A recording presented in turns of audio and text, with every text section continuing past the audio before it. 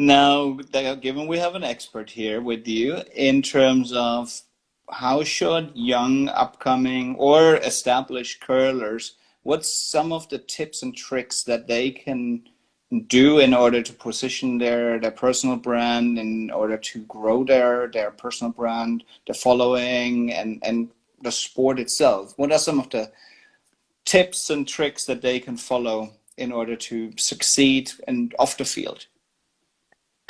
Getting out there and putting yourself out there, and that can be super scary. And I know I've even had those moments of going like, do I want to share that? So I guess being open and vulnerable. Some of the people that are the most well-known or recognizable in the sport, there's always something different about them. So just finding out what it is about you. So I guess looking at yourself and saying, hey, what do I want to share with people? What do I want to share in the world? What's something unique about me?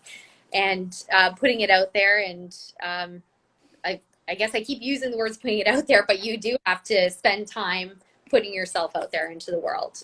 Use social media is super fun. It does take some work though. So it's preparing to do that work.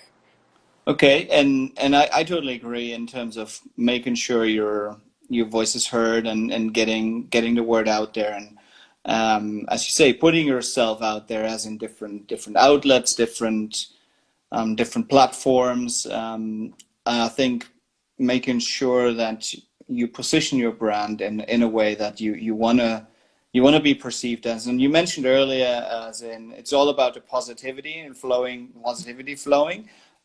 What's some advice that you have in regards to, hey, how do I deal with some negative comments or any of those aspects versus how do I deal with positive comments and praise? For sure. Well, part of it is when you're in competition, the suggestion is, depending, you've got to know yourself first, and maybe you just have to put the social media away, or you just post, or you have someone else posting for you and you're not looking until after the competition. But in general, dealing with positivity or negativity is understanding where it's coming from and who is this person, why are they doing it, because quite often it comes from a place of insecurity and ignorance.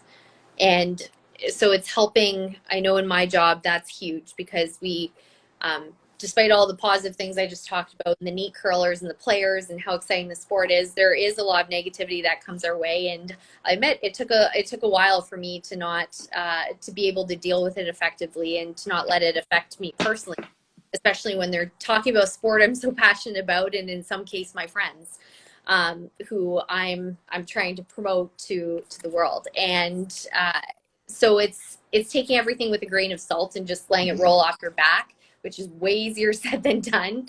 But it's understanding where it comes from. I just watched a really interesting TikTok today about a man who was running on a treadmill. It was showing I think it was the 1,200 meter race. It was showing a man running on the treadmill at the same pace that those athletes were basically going.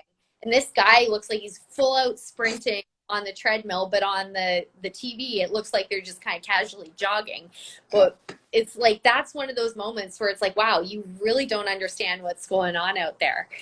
So it's finding ways to show what is going on. And I know everybody has a line of what you tell versus what you don't, but helping to educate people and telling them is huge. And that will help combat any of those negative comments that come in. That's a really good advice. I appreciate it. And I think our listeners are going to really get some benefit out of that and try and look into apply that knowledge.